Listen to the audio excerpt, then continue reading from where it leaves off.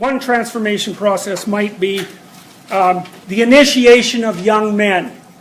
Now, it's more typical for young men to be initiated than young women. And no one really knows why that is, except men seem to be able to go more spectacularly wrong than women. So if you look at, we'll talk about that later. But there's also competing theories that say you don't have to initiate women because nature does that all by itself. And I think that that's not a particularly bad way of looking at it. So, women are going to be confronted with the brute force of nature. But men can either do that or not do it. And so there's in some sense an element of choice. And so the initiation rituals take away the element of choice. And so in a typical initiation ritual, what happens is that young men, usually at the onset of puberty, are taken away from their familial dependence, which really means their mothers, and then they're put into some situation and terrified 3/4 to death. Now, more or less they do that voluntarily. So perhaps, here's an example. Maybe you're 13. So remember, think about, you're 13. Think about that. Okay, and so you're still afraid of the dark when you're 13, even though you'll tell people that you aren't, but you are. So then you think, well, maybe it's just a park, but you're still out there and it's dark and you're afraid. And you might say, well, what are you afraid of? And one of the things you might come up with is, well, you're afraid of what you're imagining. And then you might say, well, does that mean that you're afraid of your imagination? Or are you afraid of the things your imagination represents? Well, you kind of have to think, if there's no actual objective danger there, then what you're afraid of is your imagination. It's often, a horror movie is often more effective if they don't show you what's making those horrible noises off screen. You know, because no matter what they show you, the probability that it can be as personally horrible as whatever monsters you're dredging up out of your imagination is very low. And you know, it's reasonable to be afraid of the dark because throughout our biological history, lots of unfortunate people were devoured by things in the dark or hurt very badly by them, etc., etc. And we're also daytime creatures, right? So we don't like the dark very much. So what you do to someone if you're going to initiate them is maybe you take them when they're 13 and you put them in a really dark cave. And caves, they're so dark, man. Like if you're in a cave, you just can't believe how dark it is. You can't see anything in a cave. So you don't know how big the space you're in is, and you don't know how small it is, and you don't know whether or not it's going to collapse or whether it's going to stay up. And you don't know how far you are underground, especially if the people who took you there didn't, walked you around in circles and didn't let you know where you were going. And then maybe they leave. And maybe they leave for 3 days. And so you're sitting down there thinking, well, what are you thinking exactly? Well, you're thinking the most horrible thoughts you could possibly imagine. Right? I'm never going to get out of here. They're never going to find me again. Some horrible snake thing that lives in the darkness is going to come and eat me slowly, because fast would be, merciful. And then I'm also going to go completely out of my mind so that even if something doesn't eat me, I'm going to come out of here and it'll be worse than being dead anyways. And so partly what you're doing in that circumstance is you're facing the demons of your own imagination. And if you can stand that, then you grow up. And that's what an initiation ceremony does. Now, a lot of what you'll find if you look at clinical theories of psychology, the same motif applies. If you want to get better, you have to find out what you're avoiding and what you're afraid of. And maybe what you're disgusted by even. And you have to expose yourself to that voluntarily, and you have to let that change you. And so it's not a pleasant prospect. I mean, it's not dancing through a field of daisies, right, with Muzak playing. And it's not follow your bliss, It's not the natural unfolding of a positive process. It's not that at all. It's the voluntary confrontation with the things that make up life's horrors. But what's interesting about it is that there's an idea there that lurks under the surface archetypally, and that is, there's a lot more to you than meets the eye. But it won't be released unless it has to. And so you're not going to even figure out what it is until you put yourself in peril.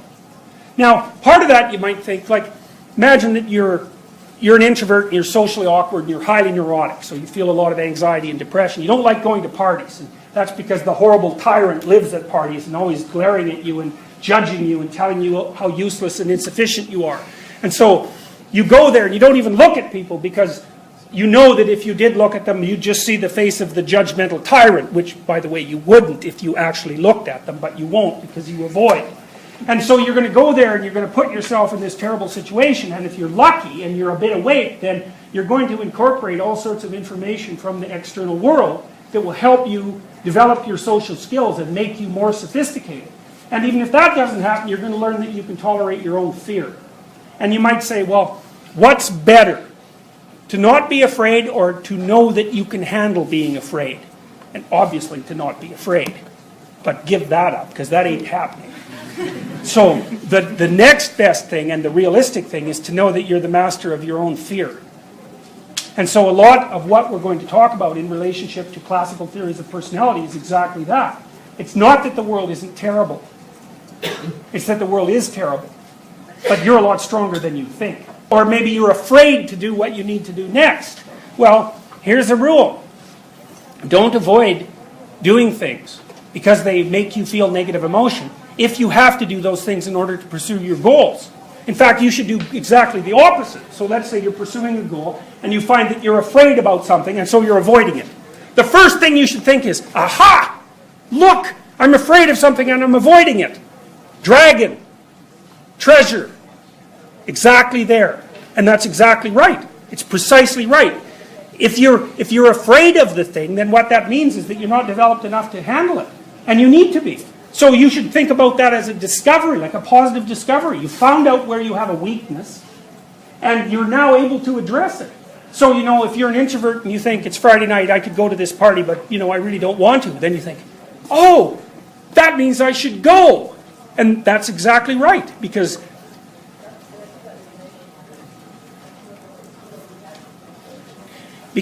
you already know how to do the things that you know how to do. And it's the things that you don't know how to do that bother you and oppress you. And of course those things are going to be difficult to learn about, but you need to learn about them because you need to get yourself all switched on. How's that? Switched on. Because then you'll be able to tolerate the fact that life is fundamentally suffering. And so the world doesn't get safer as you develop. In fact, quite the contrary. You just get more competent. And that's better anyways, because it's conceivable that you don't want safety anyways. You probably want adventure. You probably want to be compelled. You probably want to be engaged. If you want security, you might as well be dead. Well, because nothing's happening then, and there's no danger left. To be alive is to be contending with the world. And you want to be the best at that you can possibly be. And that's partly what we're going to learn about as we go through the entire course, but certainly the elements that have to do with clinical psychology. Because all of them circulate around this fundamental theme. They have to, because it's the fundamental story of mankind. And we want to know what that fundamental story is, because you're all human, and you need to know the story. And then, you can decide how you're going to act it out. The absolute unknown. That's where you go when things fall apart. You don't know where you are, so where are you? You're where you don't know what things are, and that's a place. And what's interesting about it is that there are rules to act in that place. And that's what's so helpful, because, if you're in a place and you don't know what to do, and that's that, you're done. But if there's a pattern to what you can do in a circumstance like that, then you land on your feet, and you're ready to contend, and maybe the trip down into the underworld is something you can undertake on your own accord, and you can come back with the treasure instead of ending up as dragon food, or worse. And then when you're conceptualizing your relationship to other people, well, let's say to society, first of all, it's like, yeah, obviously you face a tyrant. Of course you do. But that isn't all you face, and you need to be grateful for what you've been given by your culture. And you actually have to understand what that culture is, because it's you. And if you don't rescue that part of you and that part of the culture, then everything gets dead and stale and tyrannical, and everything goes immediately to hell. And that's not a good thing. And then with regards to nature, well, you obviously have to appreciate the positive element of nature, and you have to enter into a relationship with it. But you don't bloody well want to forget that, things are out to get you. And, you have to be intelligent and ready and awake so that you can prevail against that. And you have to be grateful for what you've been offered by other people and by the tremendous efforts of all of human culture across all of time that's put you in a position where you're so unbelievably privileged and have so many opportunities at your disposal. Well, so that's kind of the archetypal story of human beings. We always face nature, and it's always on our side. We always face our culture. It's always on our side. And we always have ourselves and those things that are arrayed against us, internally, externally. And that's the, you could say that's the existential world. It's the world of drama. And the things that are really compelling to you as means of communicating, use those categories to provide you with information. Because what you're trying to figure out is, if that's the landscape that makes up your being, so that's a phenomenological idea, how is it that you weave your way through it? Well, that's what we're going to figure out while we go through this class. Okay, so that's the mythological background. So there's the characterological elements that I just described, and then there's the punctuated movement forward. Now, you know, the problem with that is that when things fall apart, it's not like you just fall apart psychologically. It's not just a psychological condition. You know, if someone's betrayed you deeply, that might be because you're naive and unready, and maybe that's a psychological element. Maybe you're just young and you don't know better, and you couldn't. But there's also the real fact of the problem that you have in fact been betrayed, and now you don't know what to do. So there's reality in it as well as just what's psychological. And so one of the ways that you might construe personality theories that have to deal with a description of the way people are and a description of how they might move towards mental health is that they're maps that tell you how to, they're maps of that landscape that tell you how to orient yourself so that you can succeed. And even better, and this is a Piagetian idea, it's not only so that you can succeed, it's so that you can succeed in a way that your family succeeds, so that they can succeed in a way that society succeeds, so that everything works better at the same time. And that's really success.